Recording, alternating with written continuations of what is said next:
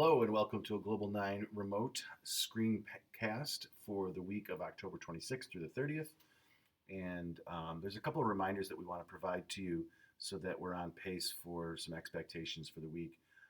If I go into our class assignments here into week 7, we first introduced to you the AP Themes assignment where you began to hopefully see um, the instructions. And basically, your job is right here to explain what the theme is about. There's 6 of them. To provide examples of the theme and hopefully using the theme colors that we've talked about. As a reminder, here are the themes. Okay, we've got interaction with humans and the environment, cultural developments, governance, economic systems, social interactions and organization, and then technology and innovations. By doing all that, your job is to create a poster that will have a couple of examples. So to that end, let's take a look at some student work from previous assignments where the student, here's a side-by-side. These are 2 examples. Hopefully you could see that there are 2 posters here. This student chose to outline, using a vertical box and then 2 horizontals and then flip-flop. This student basically did the same 6 type of boxes, and they created you could see the design where the themes are listed with the same fonts and the illustrations. A lot of this was drawn by hand and written and sketched out. So a couple of neat techniques there that the student is working on, making it nice and professional looking. So go ahead and take a look at some examples here on how you can come up with a variety of examples and then some explanation around what the themes are. So if you have any questions about that, please don't hesitate to speak with your teacher regarding those items. So with that, I think that's everything that we wanted to mention with the poster itself. Make sure to review the colors as talked about. Moving on into week 8 for this week, we have in our self-paced lesson, you should be able to take a quick peek. Here's the lesson, the screencast itself, but we have a new visions assignment. This is covering supporting questions 8 and 9 about the Paleolithic Stone Age. So if you could click into that and take a peek with us, I'm going to navigate over to our my iPad, and we'll see how a couple things here. So just to review, a lot of our job is to do these things here, to identify, evaluate, and describe the whole items that we're talking about. So we're going to talk about prehistoric and the Paleolithic era. There's a variety of vocabulary words in this section. Some of them are very easy and are a review from the previous couple of weeks. But any of these words here we would be responsible for throughout these next couple of weeks. This point here about contextualizing, it's sort of hard to really understand just how long our history is. In fact, a lot of times historians will look at this as big history. And by thinking about that, it's really challenging. You're about 14, 15 years old. Your teachers themselves, let's just say we're in our 40s or 50s. And while that seems like a long time, it really isn't. Okay, even the United States history is only a couple hundred years old. And from the time that Columbus, sailed the ocean blue, that's still 1492. That's about 500 years ago. So that's really not that large of a time period. When we really begin to see about human existence, all right, in red, you could see that we've shaded in the Paleolithic era. A long time has passed.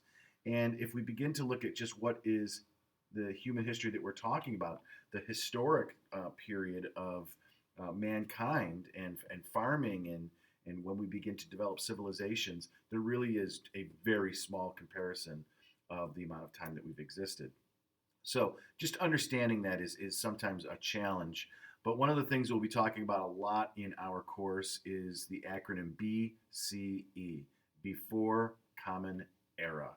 And that may be a new term for you, but certainly that's the way we're going to be looking at the way we talk about our calendar system. And of course, it is universally accepted that the year 0 is when we talk about Common Era.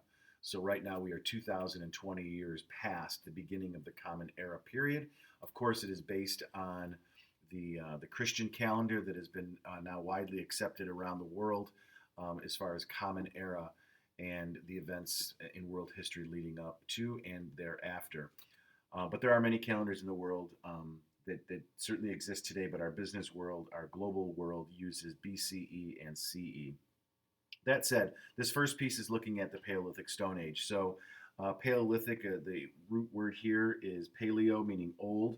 We will be talking about the Neolithic period in class, and that meaning the New Stone Age.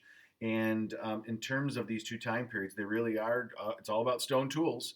And they're still using stone tools between each of the eras. However, in the Paleolithic period, it is a nomadic period of time where the people went from place to place in search of food.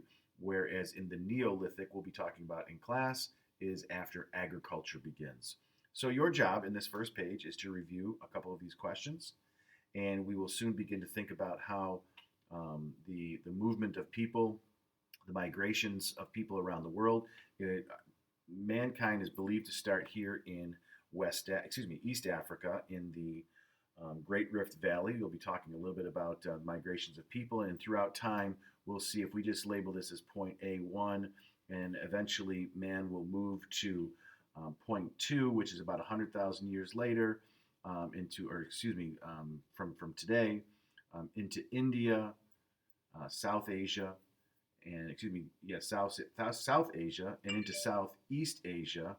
But so this is getting us to about 50,000 years ago. The fifth location would probably be here in Europe, and then more closely into Northern Asia, which would be 6, crossing the Bering Strait here. It used to be an ice bridge that would allow people to cross over into North America, which would be item 7 and item 8 if we were talking about this in a sequence. So part of your job is to label your map down here at the bottom. I'm using a bunch of numbers. You're only to label these ones here in this activity. A couple of questions to complement it. So here now the term prehistoric, prehistory. This is before things have been written down.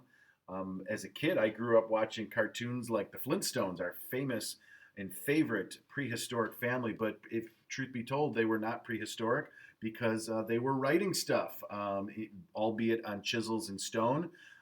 So a little bit of social studies humor there to correct the Flintstones. But prehistoric, it really is before writing. And of course, the first writing would have taken place, and we find evidence of writing. You'll see in one of the future pages later on about some of the cave paintings. So in this first space, your job is to look a little bit about artifacts and skeletons, and then trying to come up with some different items that what we could learn from. Moving on, here you can see some vocabulary. There's a little help there, so a little golden nugget if you are paying attention. There is the answers for our vocabulary. And what we would like you to do with those vocabulary words is to put it into context. What do you think life is going to be like in the Paleolithic era? And a few items that you might consider are the activities that people engaged in, the meals that they ate, and of course the number of people. Last week we asked you to take a look at the episode from Mankind, the story of all of us. What was a meal? How many people were there? Was it like today where you sit around the kitchen table and share stories with maybe your relatives at a birthday party or a family gathering? Were meals like that? Was that an opportunity for people to create culture? So in a few lines, go ahead and jot down what life was like during the Paleolithic era. The next piece to this activity is going to be our video. There's 2 different video segments, so you will have to click on these links. And also to point out, there are time slots. So just take a little piece of it. These are, a couple of clips from a 15-part series that is going to help us understand a little bit more about Paleo and Paleolithic period. A couple of questions there, and of course down at the bottom we're going to be looking at different advantages and disadvantages. And you might have some surprising arguments that the Old Stone Age, the Paleolithic Stone Age, there may have been some incredible advantages that have been put to the side once farming began. Into the last piece of this assignment, there is a graphic organizer. You can see that I've circled it a couple of times here. It's actually the last page within this activity. So let me just scroll down to the last page to show you. You will only be doing this column here, okay? The Neolithic side to this will be done in class with other materials. For now, you'll only be filling in the left-hand column of this graphic organizer. So if we glance back at some of the pictures here of the cave paintings, here's a document, and here are some different artifacts that we saw that were made and left behind, and then some paintings to try to show us, an idea of what it might have been like.